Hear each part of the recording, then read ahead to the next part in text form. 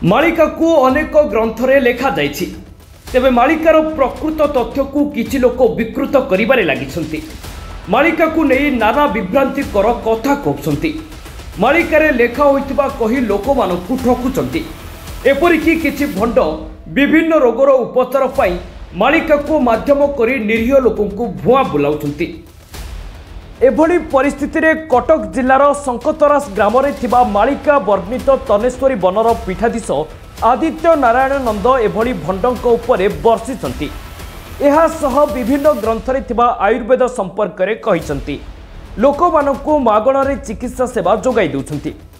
ए नै तांकु साक्षात करिथिले आम प्रतिनिधि सुरेश चंद्र दास। आसंतु सुनिबा कोन कहउछन्ति तनेश्वरी बनर पीठाधीश आदित्य नारायण नंद। आम जो भेकधारी साधु होती एमाने मालिकार मूल्य कौन जानवे? एमान तो निजे निजक चिन्ह ना। मालिका गोटिक ओलटिण जीव पालटी जीव ए देही सत ज्ञान तत्व अच्युत कहूँ शुणरे ब्रज तनई। मालिका को कहूँ ओलटिण देले कालीमा हूँ। आमे जदि कालीमा को त्याग करवा कालीमा विनाशर दुखर विनाश। ये कली जुगे जो सब महादुख मान महामारी दैवी दुर्विपाक जो दुख रु उद्धार करने कि आमको मालिका दि जाए सत् मार्गे सत् बाटर चल। आज कौन हम काली कौन हम पर दिन कौन हम ताकू देख नहीं। जहाँ हबार कथा होची जहाँ होची आगु को हम ताकू कहीं अटकई पारे। ईश्वरंकर प्रहार उपर आघात कर शक्ति कार नहीं। से जेड़े बड़ साधु हेले भी तार से शक्ति नहीं। तेणु करी आमे बेलहूँ गुरु आश्रा रहीकि ठाकुर नाम जप करी प्रभु को स्मरण करी सत शांति दया क्षमा को रखी आमे आगेवा। आगामी दिन मानक बहुत प्रकार नीला प्रभुंकर प्रकट अप्रकट विधिर विधान। जे अप्रकट से भगवान। अप्रकट भाव में प्रभु लीला करुँच।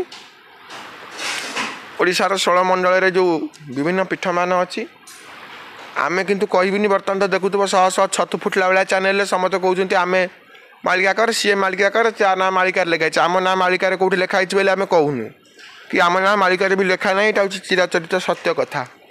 आम केवल नाम को कौन प्रचार करुँ। से भी आम केतबे कौटी भूल थे साधु सन्त मैंने क्षमा करेंगे। आम केवल देवी शक्तिर उपासक शाक्त संप्रदाय दीक्षित 16 शासन 32 करवाटे भितर आम ब्राह्मण। आम संप्रदायवाद भितर आम पूजा पर्वण कर्मकांड ज्ञान अध्ययन वेदाभ्यास भवेत विप्र। ब्रह्म को केते जानिचु आम जानिनु किंतु परर पेट को आम चिन्हिचु एवं लोक मानक सेवा करचु। रोग किछि भल करचु। तांको हिसाब रे जो पोथी मान सब अछि वनौषधि कल्प वैद्य कल्प धन्वंतरी गीता ता अनुसार आम लोक को औषध बाटी बुटी दउचु। लोक भल होउचंती। आउज मध्य जते सब बड़ बड़ दुरासाध्य रोग सब अछि से रोगर उपकार उपचारिता एठी सोमवार मंगलवार एवं शुक्रवार शनिवार यही 4टा बार करा जाए। 7 दिन भितर जेकोसी बार आप आसवे फोन करके आसवे।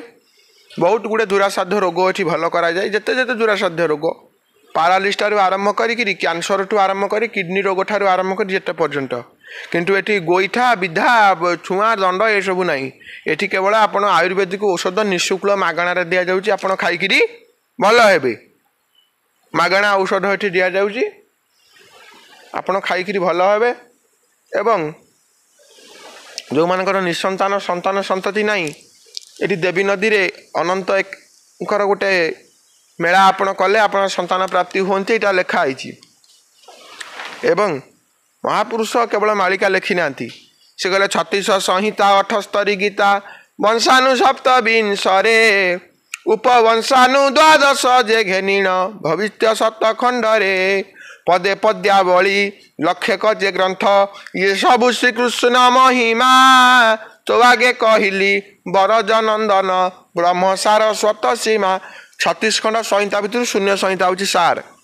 शून्य संहिता को पढ़ी बुझेबे सकल भेद तू पाइबु तेबे। शून्य संहितार सकल भेद लिखाई। मातृगर्भ ज्ञान हाँ कखारू केतोटी मंजी अच्छी धान गचर केते धान बालुंगा आसी आप गणी दे पारे। 78 गीता गोपकेली गीता हरितिलक गीता जुगाब्धि गीता ब्रह्मकाक्षर गीता ता भितर हूँ सार कौन गुरु भक्ति गीता सार भव सागर रु करई पार गो गुरु चरण रे आश्रा कर। गुरु भक्ति गीता हूँ सार।